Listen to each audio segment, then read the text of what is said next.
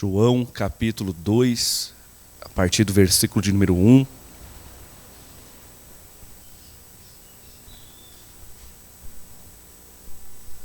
E nós vamos falar sobre a festa vai continuar. Tem alguém aqui que gosta de festa?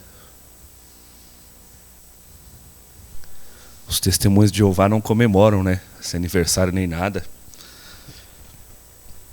Mas os irmãos estão prestes a comemorar o Natal e possivelmente as mulheres vão cozinhar, os homens também vão contribuir, alguns até ajudar, não é?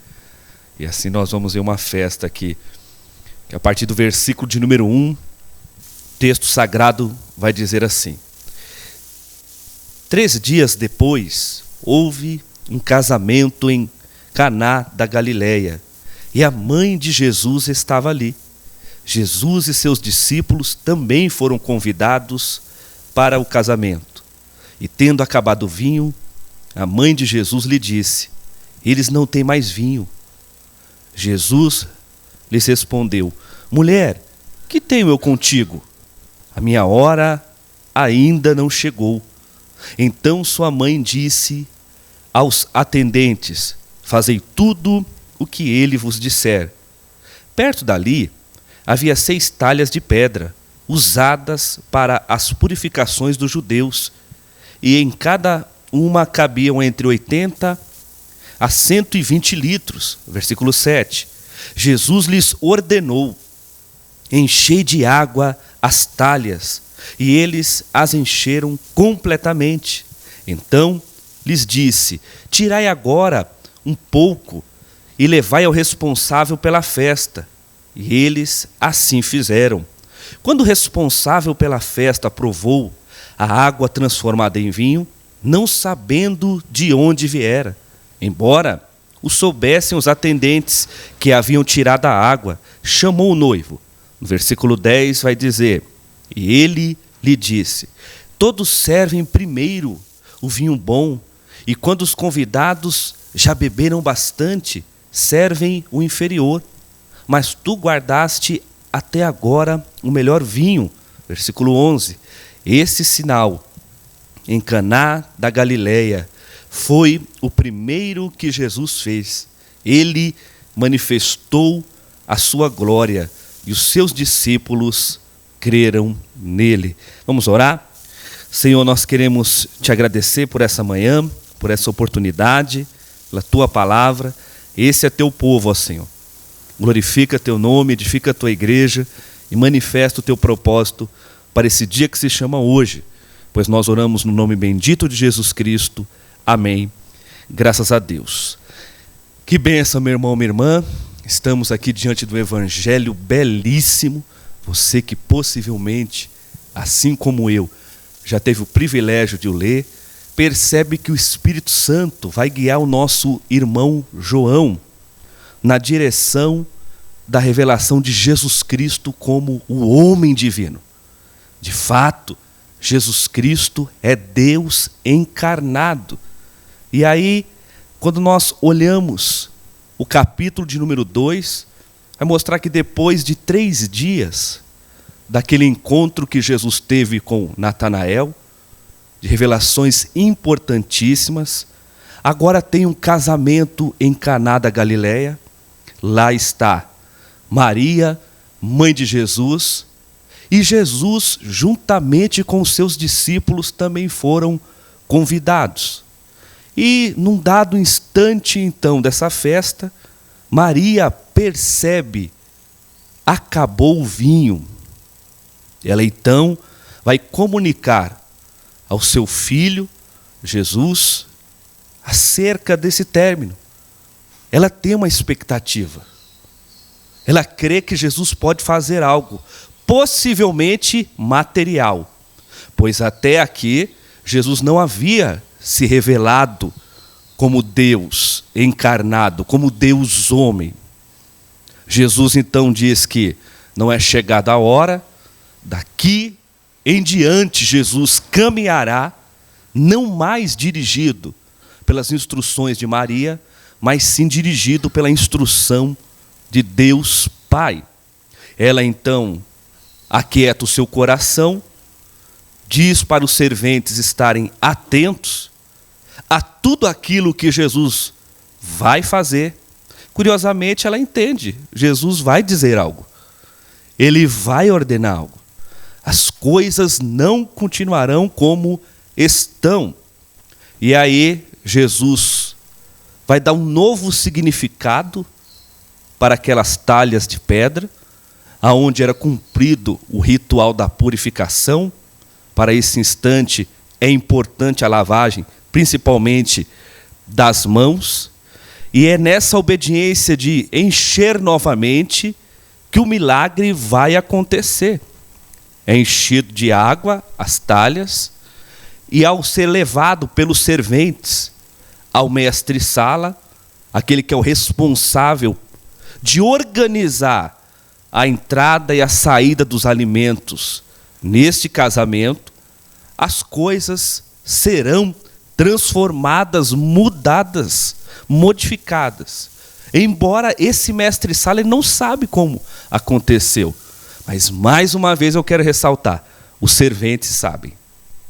Aqueles que estavam trabalhando viram o processo de Jesus Cristo, e então nós temos nesse cenário um noivo, que possivelmente será louvado mesmo sem ter merecido, porque o mestre-sala vai agradecer o noivo. Todos pegam o melhor vinho e o servem primeiramente.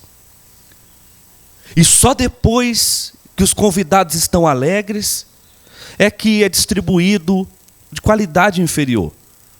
Mas você deixou esse vinho agora, para a melhor hora, para esse momento. Ele não tinha noção, nem o mestre-sala, nem o noivo, da condição daquela festa. E curiosamente, o Espírito Santo inspirará João a escrever que foi assim que Jesus deu início aos seus sinais. Os seus discípulos creram nele, porque ele manifestou a sua glória. Diante dessa narrativa, quais revelações esse texto pode brotar no meu e no seu coração? Como uma história de um casamento que começa praticamente já terminando. Porque se o vinho acabasse, os familiares da noiva poderiam até mesmo, numa linguagem nossa atual, processar o noivo. Uma história antiga como essa pode ser relevante para o nosso tempo. O que nós percebemos aqui? Uma lição importante que nós conseguimos identificar é que esse casamento tem convidados que pode ser uma bênção. Jesus e os seus discípulos foram convidados. E quando nós damos um zoom espiritual para as nossas vidas, nós precisamos discernir algo importante. Quem você convida para o seu casamento? Quem são as pessoas mais próximas do seu casamento? Aquelas que partilham da festa. Quantas pessoas convidam os famosos? Querem viver conforme os famosos desse tempo presente. O que alguns chamam de celebridades. Eu quero copiar esse estilo de vida. Eu quero viver semelhantemente a isso. Mas nós temos aqui algo seríssimo. Jesus e os seus discípulos foram convidados para esse casamento. Mas não somente essa lição é importante de nós convidarmos o nosso Senhor, bem como os seus servos e servas hoje, para nos instruir. Aqueles e aquelas que têm mais maturidade no caminho santo, para nos guiar em sabedoria, a fim de podermos crescer na graça e no conhecimento de nosso Senhor e Salvador Jesus Cristo em todas as áreas da nossa vida. Mas também nós aprendemos algo importantíssimo aqui, que é a sensibilidade feminina. Os historiadores dos costumes da época dizem que o quarto das mulheres ficava próximo ao local onde se guardava o vinho. Daí é que possivelmente Maria e outras mulheres perceberam que o vinho da festa estava praticamente acabando. É muito diferente das mulheres de hoje, mas as mulheres da época parece que gostavam de dar uma curiada, dar uma observada. Veja, o quarto delas está ali do lado do local onde os vinhos ficam e possivelmente, não sei se ela errou o banheiro, foi fazer ou retocar a maquiagem e entra por engano e percebe algo plenamente diferente do qual ela havia colocado no coração. E aí, outro detalhe que nos chama muito a atenção é que não só Maria percebeu que o vinho iria se esgotar. Só que o que nós precisamos entender é, possivelmente muitas mulheres viram. O vinho vai acabar. De uma maneira simbólica, o vinho, todos nós sabemos, significa a alegria. E quantos casamentos já começam assim, não é? Com a alegria terminando. Nem começou e já está acabando. É aquele e aquela que, quando você entende, eles vão se casar. Quando você recebe o convite, você diz, meu Deus, eu conheço essas histórias. Eu conheço esses gênios. Eu conheço as famílias envolvidas. Isso não vai durar muito. Isso não vai avançar. E possivelmente eu e você conhecemos muitos casamentos que não duraram muito. E precisamos repensar inúmeras coisas. E dentre essas inúmeras, uma delas é: como vai o seu e o meu casamento? Como vai a alegria do nosso casamento? Como vai o contentamento do nosso casamento? Será que a alegria já está acabando? Será que outras pessoas indiretamente já perceberam algo em nós que nem nós mesmos percebemos? Note, meu irmão, minha irmã, que os convidados, principalmente aqui as mulheres, são as primeiras a perceberem que algo importante nesse casamento está acabando antes mesmo desse casamento se iniciar. As mulheres que têm percepções incríveis, todos nós sabemos. Elas têm essa fama, não é? De enxergar aquilo que o homem não enxerga. Amém, mulheres? Embora o homem sempre lutará com a sua razão para ver, ou tentar ver, ou ser relevante, mas nós sabemos que as mulheres enxergam algumas coisas. Elas têm uma maneira diferente de perceber essa cosmovisão do relacionamento, que é a graça de Deus. Eu quero ressaltar isso. A importância nesse instante da visão feminina. Maria percebe, identifica, e curiosamente, assim como a nossa vida, nós olhamos e temos uma luz. Muitas mulheres sabiam disso. O vinho vai acabar. Essa alegria vai se esvanecer. Só que, quem é que conhece alguém que pode nos ajudar? Porque muitas delas têm essa informação. Mas, e para quem elas iriam recorrer?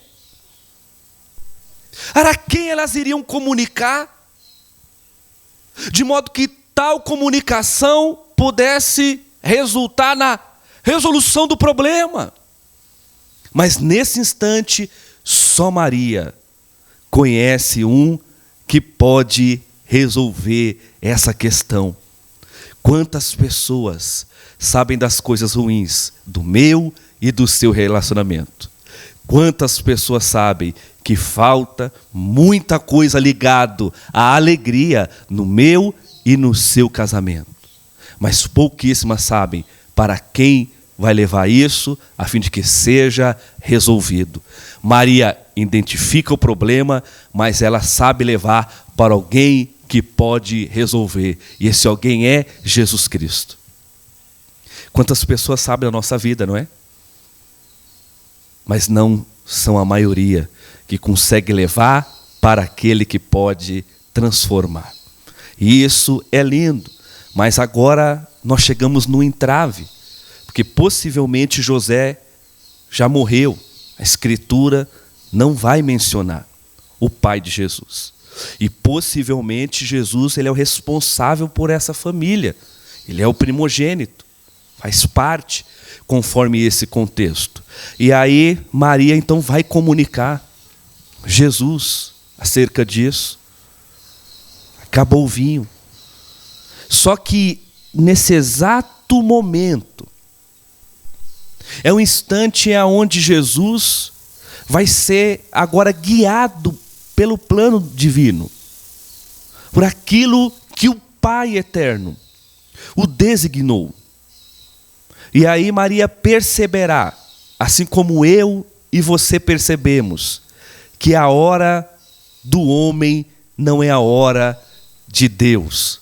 João, como quer de fato demonstrar Jesus como Deus bendito, encarnado, ele deixará sempre explícito que por mais que a intenção seja boa, mas nós sempre bateremos na trave. Sempre rasparemos. Sempre será por pouco, nunca acertaremos a hora de Deus. Ela percebe, precisa ser feito algo. Mas na ótica de Jesus Cristo, esse algo que é necessário só pode ser feito na hora de Deus. E aí Jesus diz: mulher, o que tenho contigo? Hoje para nós, conforme o português, soa um tanto quanto duro, mas nesse momento é respeitoso. Só que curiosamente, Jesus não diz: mãe, o que tenho contigo? Ele está dizendo mulher, mostrando que a partir desse instante é rompido essa ênfase da mãe na vida dele. Agora Jesus será guiado pelo desígnio do Pai. Aquilo que o Pai estabeleceu desde os tempos eternos. E Maria precisará conviver com isso daqui para frente. Pois o irmão ou a irmã que já leu o Evangelho perceberá que daqui para frente haverá sempre um distanciamento entre Maria e o próprio Jesus. Aquela afeição, aquela proximidade agora não acontecerá mais. Ela continuará ali próxima, ela continuará por perto, mas Jesus agora encarna a sua missão. E nós precisamos entender que quando nós começamos a viver a missão de Deus, por causa de Jesus Cristo, nós precisaremos avançar agora guiados pelo Senhor, Deus Todo-Poderoso. Louvamos a Deus pela vida dos nossos pais, das nossas mães, dos cônjuges, dos amigos e amigas. Mas chega um momento da vida que nós precisamos ser guiados por Deus através da sua palavra, por meio do Espírito Santo. Amém? Só que algo importantíssimo também é realçado. Nossa irmã Maria, diferente de alguns crentes, ela está ouvindo, não chegou a hora. Mas ela vai dizer aos atendentes: façam tudo o que ele disser. Ela compreende. Eu tomei um não, mas não significa que é um não para a situação. Jesus não atendeu o meu pedido nesse momento, mas não significa que ele não atenderá. Ela consegue ainda expressar aos serventes: façam tudo o que ele vos disser. Significa, ele continuará a fazer algo independente de mim. Quantas pessoas na igreja não pode escutar um não? Já fica magoado, já fica entristecido, começa a reclamar. Ninguém gosta das minhas ideias não são relevantes. Observe, meu irmão, observe, minha irmã, que Maria entende. O fato de Jesus não responder agora não significa que nada será feito. E ela tem muita ciência disso, a tal modo a dizer aos serventes: fiquem atentos e façam tudo o que ele disser. Ela compreende que o tempo de Deus é diferente do dela. Mas Deus continuará a fazer a manutenção desse casamento. E algo misterioso, e que é revelado aos olhos do nosso entendimento, é o quê? O noivo e a noiva não têm nem noção do que está acontecendo na sua própria festa. Eu entendo, meu irmão e minha irmã, que para muitas coisas que nós temos noção, ciência que acontece na nossa vida, existem inúmeras que nós não sabemos. Tantas coisas que vão acontecendo no secreto, no profundo e no escondido, e que só Deus sabe. E para tantas bênçãos que você e eu já percebemos, notamos, testemunhamos, para a glória dele, eu percebo pelo texto sagrado que existem inúmeras que nós já provamos e nem nos demos conta. É um Deus que continua na sua santa e bendita providência, cuidando de nós, muito mais do que nós podemos perceber. Por isso, a ele glória para todo o sempre. Mas, a fim de que a festa possa, de fato, continuar, nós necessitamos perceber que Jesus precisa ressignificar algumas coisas. Estão ali as talhas de pedra com um intuito único, aonde os convidados e todos os envolvidos, eles precisam lavar as suas mãos. Quem olhasse para aquelas talhas sabia claramente qual é o significado. Assim como um irmão ou irmã olha para um púlpito numa igreja protestante, você sabe a finalidade. Nós olhamos para o microfone, sabemos a finalidade. E assim também, quando os judeus no primeiro século olhavam para aquelas talhas, eles sabiam, isso tem uma finalidade: lavagem de mãos, um símbolo de purificação. As pessoas que entrarão nessa celebração, nessa festa, precisam estar limpas, mesmo que seja cerimonialmente. Mas o irmão ou a irmã perceberá que é nesse ato de lavar-se, em algo que já é muito conhecido, que Jesus dará um outro sentido. É lá aonde se lava, é que sairá algo para se beber. É lá aonde todos nós já sabemos, para eu entrar na festa eu preciso me lavar. É a partir de lá que Jesus vai dar continuidade. Dali sairá algo extremamente improvável. E só Jesus pode fazer isso. De algo que eu e você já temos ciência. Isso já tem uma serventia. Isso já tem uma finalidade. Isso eu já sei como funciona. E aí Jesus vem e dá um outro significado. E só assim é que a festa pode continuar. Talvez essa talha pode ser a minha vida e a sua vida. Talvez hoje essa talha pode ser as nossas convicções. Eu já sei como vai ser. Eu já sei como é o juízo. Eu já sei como é que é o voto. Eu já sei claramente como é a maneira de viver. E Jesus está dizendo, eu preciso transformar isso para que a sua vida seja uma festa conforme Deus quer que seja. E Ele vai ressignificar para que essa festa ela possa continuar. E Ele vai ordenar, conforme o versículo 7. Jesus lhes ordenou, enchei de água as talhas, e eles a encheram completamente.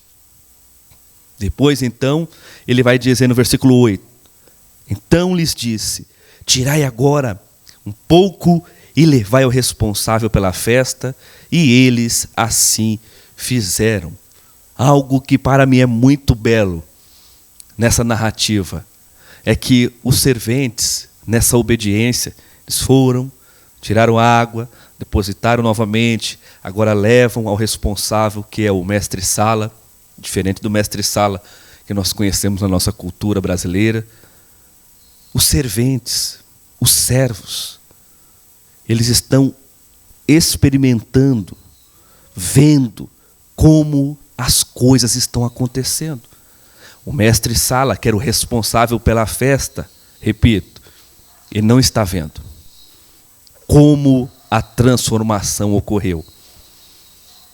E curiosamente, ele seria um dos mais criticados, porque ele era o responsável na diluição do vinho. Ele era responsável, o mestre-sala, de organizar tudo a fim de que não faltasse nada. E o que nós podemos aprender também aqui é que tantas pessoas, tantos homens, tantas mulheres no âmbito humano que ficam encarregados de nos ajudar no nosso casamento sempre falharão. Percebendo ou não. O Espírito Santo quer mostrar, nunca se esqueça, Jesus é Deus encarnado.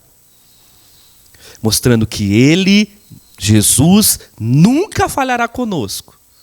Mas os seres humanos falharão, conscientes e inconscientes. Observe que esse atendente, esse mestre-sala, ao falhar na organização e administração do vinho, ele compromete diretamente o noivo, que poderia sofrer aí um processo por causa dele. Percebe a avalanche de problemas que os pecadores podem se envolver e estão?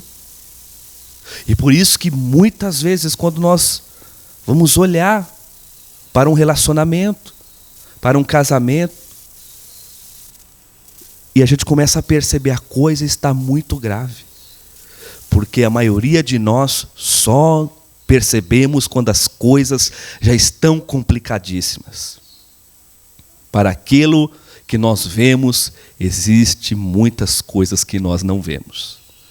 Mas lá estão os servos, debaixo de uma obediência, obedecendo o convidado chamado Jesus.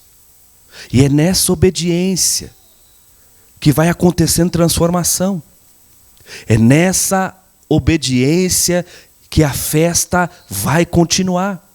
É nessa obediência que esse casamento tem a chance de começar bem, mesmo não tendo começado tão bem. Mas existe um homem chamado Jesus Cristo que lá está como convidado, e existem servos que, mesmo desconhecidos para aqueles que desfrutam dessa festa, estão obedecendo Jesus Cristo. E isso é notável. Tanta gente que serve Jesus, tanta gente que obedece Jesus, mas que não está no holofote, não está em local de tanta relevância, de tanta observação, mas eles estão. E muitas vezes as coisas acontecem assim. Ao comentar esse texto com alguns irmãos e irmãs, que nós tivemos o privilégio de estudar recentemente, e uma pessoa disse, mas por que Jesus não chegou e disse assim, agora a água transforma-se em vinho?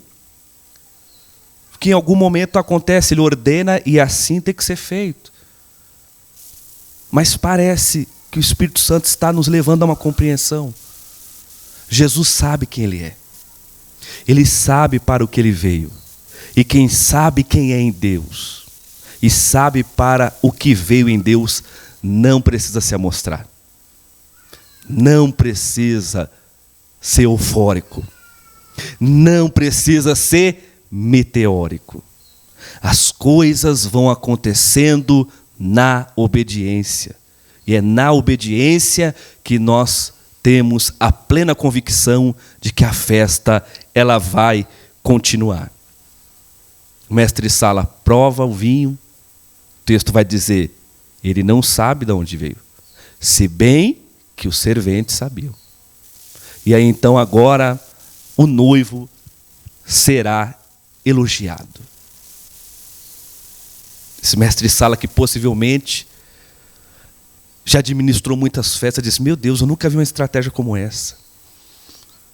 Como você conseguiu deixar o melhor para o final? E o que nós discernimos aqui? Quantas pessoas estão sendo louvadas por algo que elas não fizeram? Quantas pessoas estão sendo elogiadas por algo que elas não realizaram? O texto mostra isso claramente.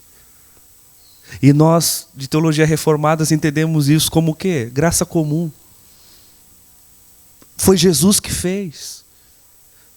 Mas que de uma maneira graciosa, estendida até quem não merece. E a gente olha e fala, meu Deus, que organização, foi nada, foi Jesus. Porque Apocalipse 5 vai dizer, ele é digno de sabedoria. Ele que está provendo todas as coisas. O mestre Sala está dizendo, meu Deus, esse noivo aqui é top demais. Que bom trabalhar com você. Nunca experimentei isso. Mas foi Jesus que fez no secreto. E o lindo é saber que aquilo que Jesus faz no secreto será manifesto. Não foi o noivo. Foi o noivo chamado Jesus Cristo. Existe um noivo principal nessa festa, que está para além do próprio noivo. Nós aprendemos que existe uma boda maior em Cristo Jesus, o nosso Senhor. E nesse casamento com o Mestre, a nossa alegria jamais vai terminar. Se ele fez isso em Caná da Galileia, ele fará, como mesmo prometeu na Sagrada Escritura, na consumação dos séculos. Quantas coisas as pessoas veem você em mim, falam, meu, você é demais, você é crente. Meu irmão, minha irmã, foi Jesus Cristo que fez. Foi Jesus Cristo que realizou. E o que eles estão vendo é o que? É a luz de Deus. É as boas obras. E assim eles devem glorificar o nosso Pai que está nos céus. Isso acontece toda hora nessa vida. Isso acontece toda hora na existência. As pessoas estão louvando alguém que não é digno de ser louvado. Elas estão olhando para nós, quando deveria estar olhando para Jesus Cristo. E curiosamente, o versículo de número 10, ele disse, todos servem primeiro o vinho bom, e quando os convidados já beberam bastante, servem o inferior. Mas tu guardaste até agora o melhor vinho. Esse sinal em Caná da Galileia foi o primeiro que Jesus fez. Ele manifestou a sua glória e os seus discípulos creram nele. Que bênção! Esse texto mostra muitas coisas importantíssimas para nós. Nós nos lembramos claramente que Moisés, quando é chamado pelo Senhor, o primeiro sinal de Moisés foi transformar as águas em sangue. O primeiro sinal de nosso Senhor e Salvador Jesus Cristo foi transformar as águas em vinho.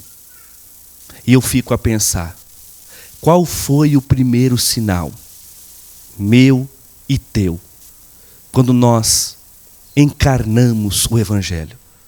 Quando nós saímos na certeza de que Deus nos comissionou, qual foi o primeiro indício de transformação na nossa vida? Será que em solo brasileiro, uma grande dificuldade que nós nos deparamos é que muitos dos que afirmam serem seguidores de Jesus, os seus primeiros sinais não evidenciam transformação alguma? Nada transformado.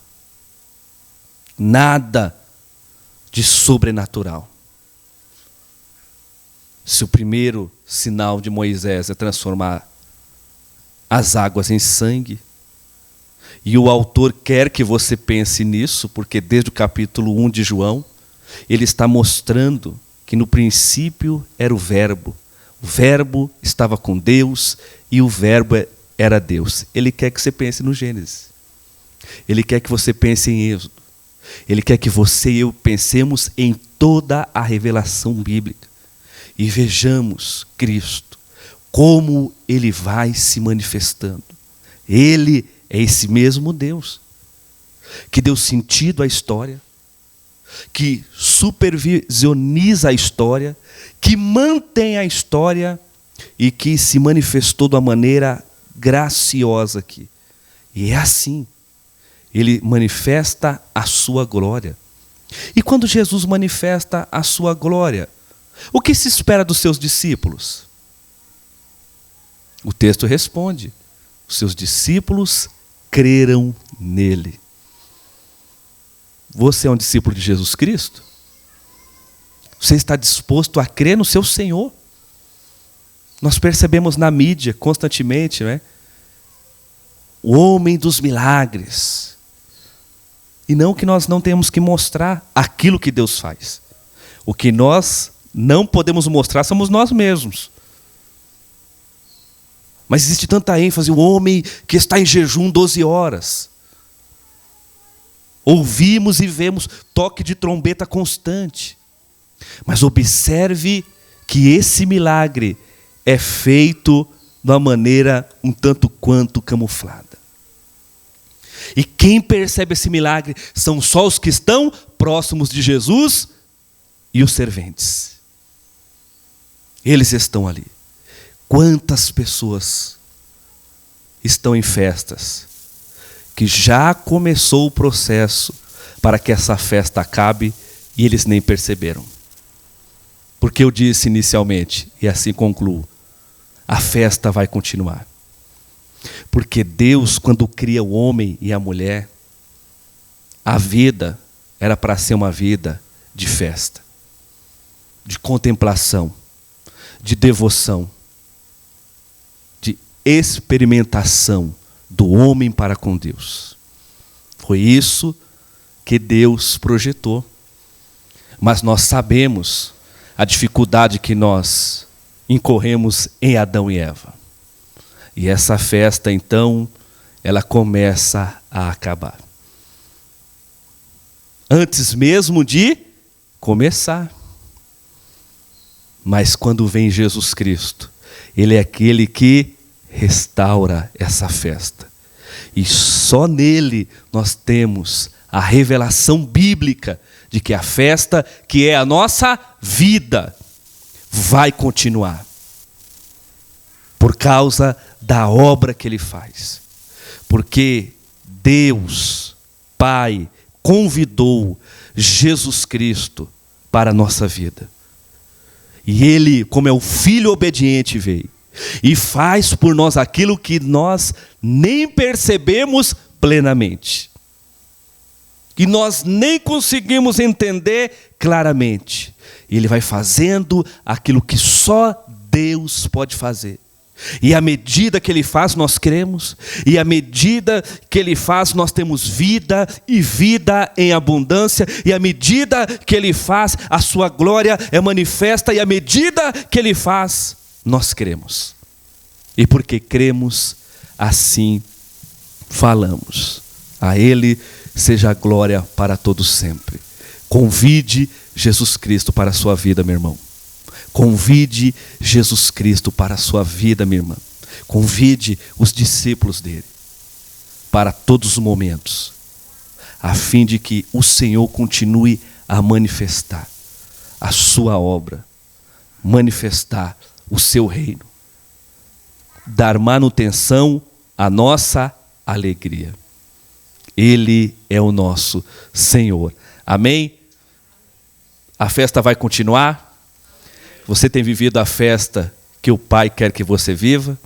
Os irmãos que já leram Sociedade do Cansaço, o filósofo sul-coreano, ele entende que o melhor momento que um ser humano tem nessa terra é a festa.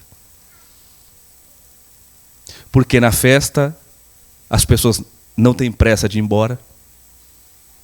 Na festa as pessoas estão mais despojadas. Na festa as pessoas sorriem mais. A festa, quando diz, vamos para uma festa, dificilmente as pessoas ficam tristes, não é? É mais fácil as pessoas ficarem tristes e falar, vamos para um culto, do que vamos para uma festa. Tem um filósofo, um homem dessa terra, entende a importância de uma festa.